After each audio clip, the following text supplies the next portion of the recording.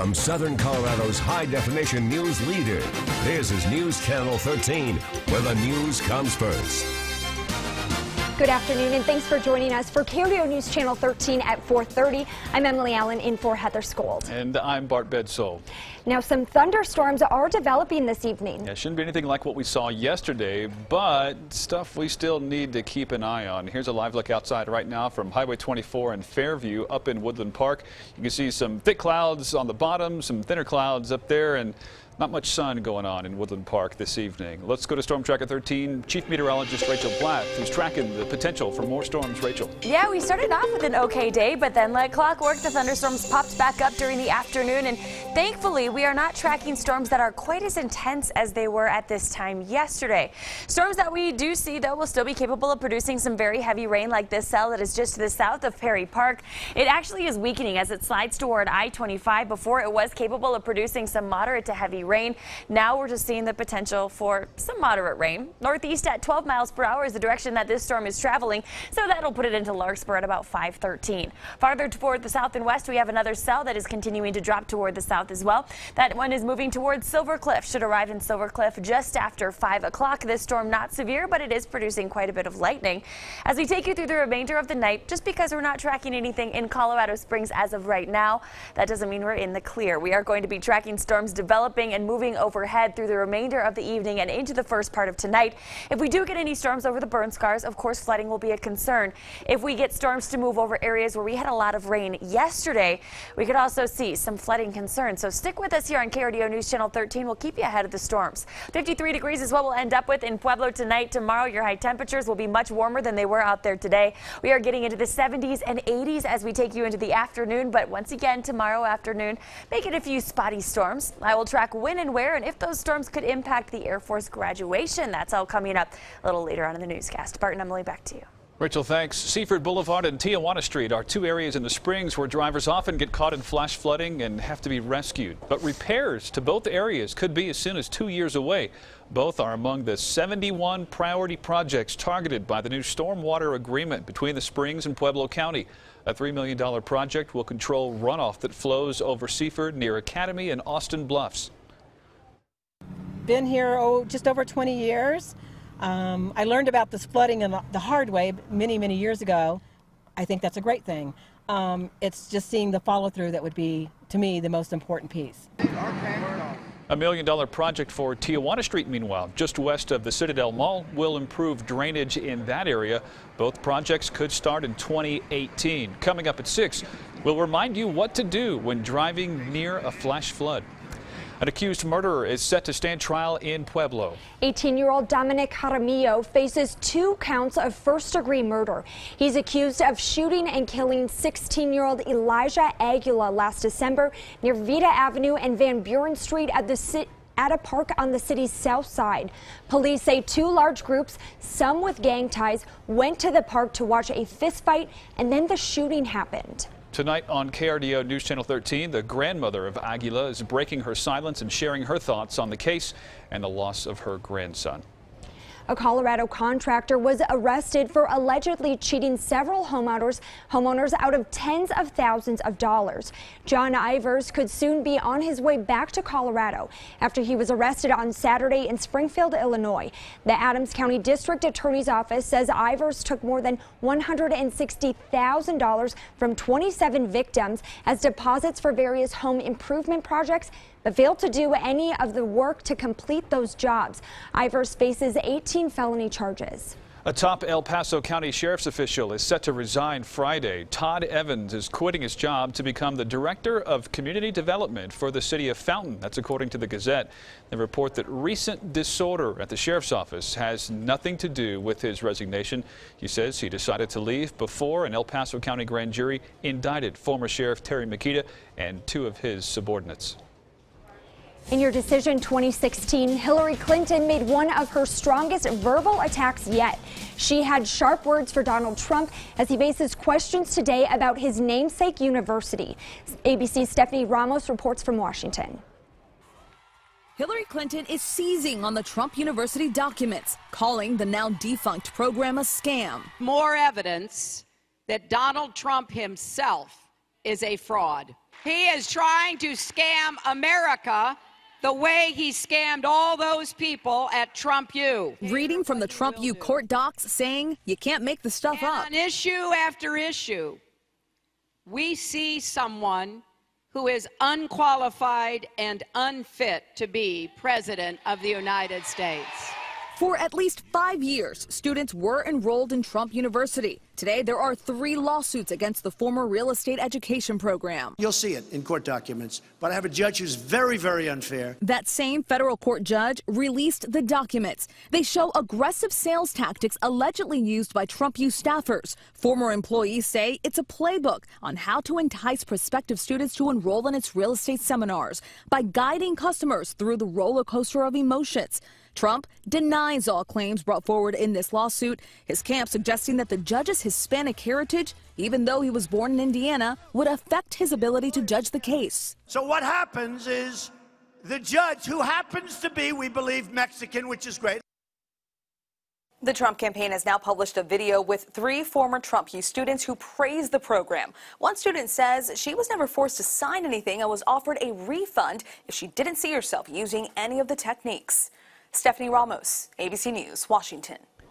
A new CNN poll shows a potential general election matchup between Hillary Clinton and Donald Trump is too close to call. This comes as the polls in California show the race between Clinton and Bernie Sanders tightening. California is Sanders' last stand, and today we're asking Democrats why Clinton hasn't closed the deal on this nomination. KRDO political analyst Josh Dunn says she's proving she's not the gifted politician her husband is. But Dunn contends that's just one reason. There is this part of the Democratic Party that Sanders represents. And the reason she hasn't been able to finish him off is because there happen to be a lot of Democrats who really like what Bernie Sanders stands for. KRDO political reporter Eric Fink talks with Democratic voters about this decision 2016 primary battle. You'll hear from them coming up at 5 o'clock. President Obama will host the Super Bowl champion Denver Broncos next week. The Broncos won their 3rd Super Bowl in franchise history back in February. All 3 titles have come under the leadership of John Elway, the first 2 as a player and the 3rd as a general manager. That visit will take place on Monday. Looks like the Broncos are calling it quits with Sports Authority. The retailer missed payments on the naming rights to the team stadium. Currently, Sports Authority is holding a going out of business sale that could help pay some creditors, but won't be enough to pay for the naming rights. The Broncos claim Sports Authority's breached its contract after not making the quarterly payments to the team. The next scheduled payment is more than $3 million. It is due by August. We are tracking the potential once again for a bit of heavy rain here in southern Colorado. Here is how much rain I expect by tomorrow morning. Won't be quite as impressive as the amounts that we had, of course, yesterday, but we are still tracking the potential for flooding, as anywhere where heavy rain falls that received some heavy rain yesterday will be particularly susceptible. I will show you where these storms are headed and how they may impact your evening plans after the break. With summer almost here, Colorado is on the brink of severe weather. Learn more about the tornadoes in today's Weather Wonders. And Johnny Depp's wife files for divorce. Hear how he's responding. Johnny Depp, his comments to the media coming up.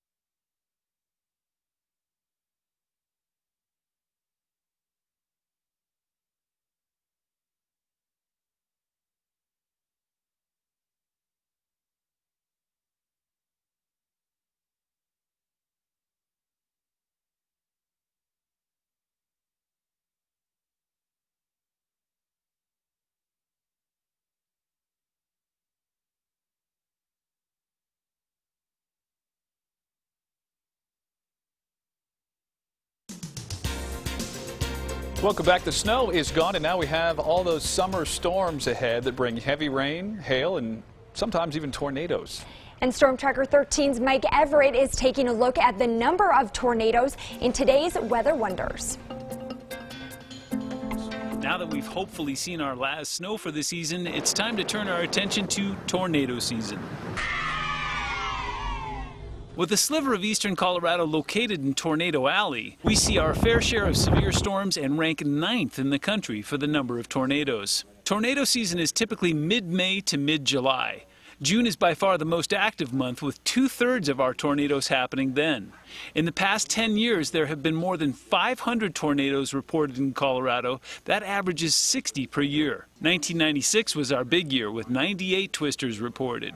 Weld and Adams counties see the most action, mostly because of their size and location. Some blame this phenomenon on the Denver Convergence Vorticity Zone, which forms when low-level moist southeasterly flowing air meets the Palmer Divide. If the moist air lifts over the ridge and meets the northwesterly winds that originate in the Rocky Mountain foothills, it creates almost a perfect environment for tornado formation. Despite how active we are, we're also fairly lucky. Since 1950, only 3 people have died in Colorado tornadoes. 2 in a Category F3 storm near Hawley in Prowers County in 2007, and 1 in a Category F3 tornado that hit near Windsor in 2008. That storm injured 78 people and caused some $147 million in damage. However, that's no reason to let your guard down. As of this week, 539 tornadoes have been reported nationwide, setting us up for what could be a very active season. Do you have a weather wonder? Drop me a line and we'll look into it. Thanks, Mike. The Atlantic hurricane season has not officially begun, but we have already had 2 named storms this year. The 2016 Atlantic hurricane season starts today, and experts expect it to be a busy season. According to NOAA, there is a 70% chance we will see 10 to 16 named storms this year. This includes Hurricane Alex, which formed in January, and Tropical Storm Bonnie, which caused concern over the weekend. Scientists predict 4 to 8 of those storms could become hurricanes, with 1 to 4 of the hurricanes being Category 3, 4, or 5. The 2016 Atlantic hurricane season runs from June 1st through November 30th. No hurricanes here in southern Colorado, just a lot of heavy rain lurking around the region this week. Now, today has been generally sunny, but there have definitely been a lot of clouds outside. Now, we're going to take a live look right now from Fountain, where you can see, nope, not any sun right now. It is very gloomy out there, and with that, we are going to send things over to Chief Meteorologist Rachel Plath, who is tracking the rain we could see this evening. Yeah, guys, and believe it or not, this is the first day of meteorological summer, but it doesn't really feel like it out there today. Temperatures are in the 60s and 70s. Of course, we don't have much in the way of sunshine to help make it feel very summery. Instead, we are tracking storms, which, of course, water is something that we'll always take more of here in southern Colorado. Taking a look outside right now, we do have a cell that is sliding over West Creek. We have a few showers around Monument. Thankfully, I don't have any severe weather to report to you about, at least not as of right now. If that changes, I'll let you know right here on KRDO News Channel 13. Taking a look near Cotopaxi, the heaviest rain has now slid off toward the south, and we are tracking a bit of light rain south of Trinidad.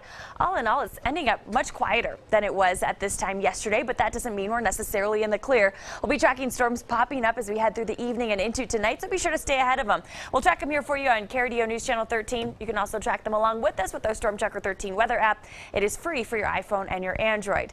As we take you through the evening, there is still the potential for some heavy rain. While we love getting the rain here in Colorado, if we get any heavy rain over areas that saw a lot of rain yesterday, flooding is going to be a concern once again, so that is something that we'll be watching out for.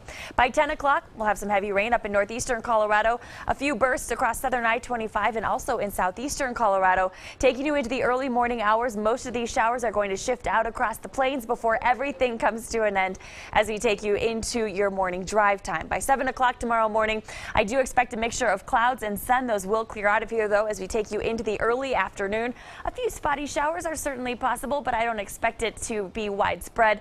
In fact, most areas through tomorrow afternoon afternoon and into tomorrow evening will stay dry. Any spotty showers that do manage to pop up will come to an end by 9 o'clock tomorrow evening. Temperatures tonight, we're dropping into the 40s and 50s. High temperatures tomorrow, we are getting into the 70s and 80s. So not only is it going to be drier, it's also going to be noticeably warmer here in southern Colorado.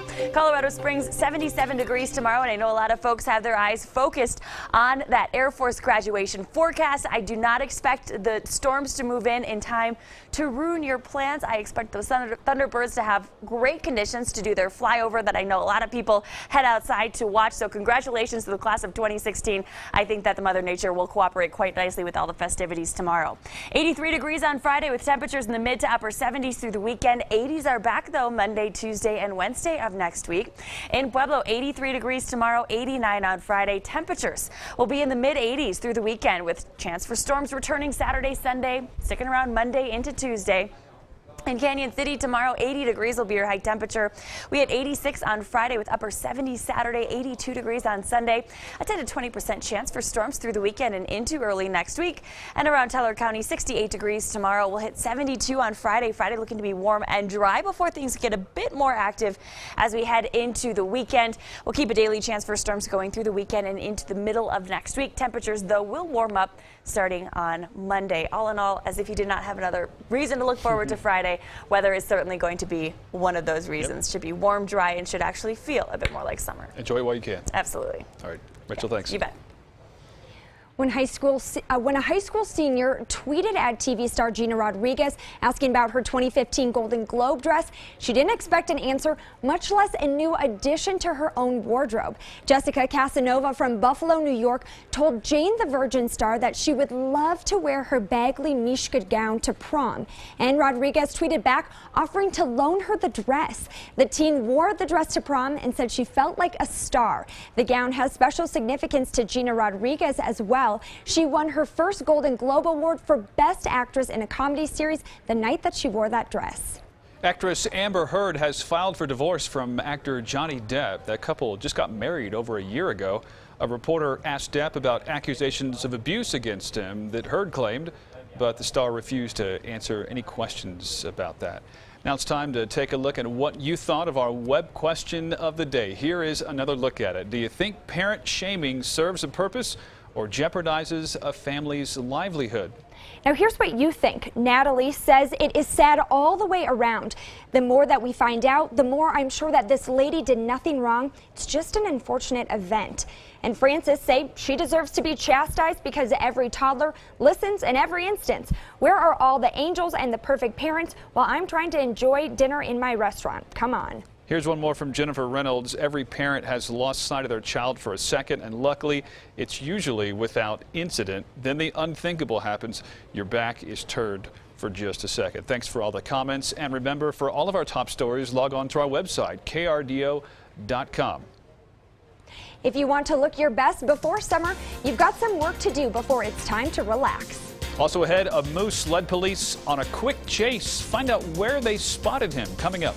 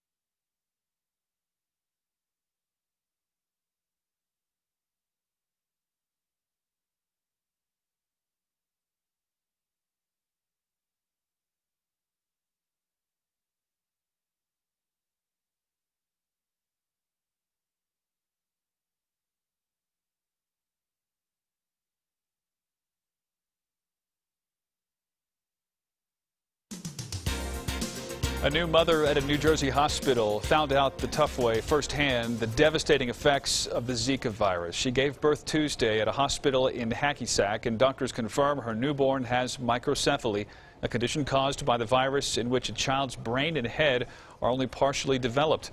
The woman was just visiting the United States and contracted Zika internationally. Officials have not released her name. For all of you trying to lose weight for the summer, vacation time can present a challenge. Vacation is all about relaxing your body and mind, but that can also lead to eating a lot of unhealthy foods. A recent study from the University of Georgia found that some people can gain as much as 7 pounds in a 1 to 3 week vacation. Dietitians say that vacationers should eat a healthy breakfast to set the tone for the rest of your meals that day. They also say stay away from those buffets. They are tempting, though, because piling food on your plate could mean you are eating a day's worth of calories in just one meal. Great news for all the busy women out there. We've got the science to getting gorgeous while you sleep. Allure magazine has rounded up a list of products that fight wrinkles, get rid of dry skin, and even give you a tan, all while you're catching some Z's. ABC's Mara Skivapova checks them out.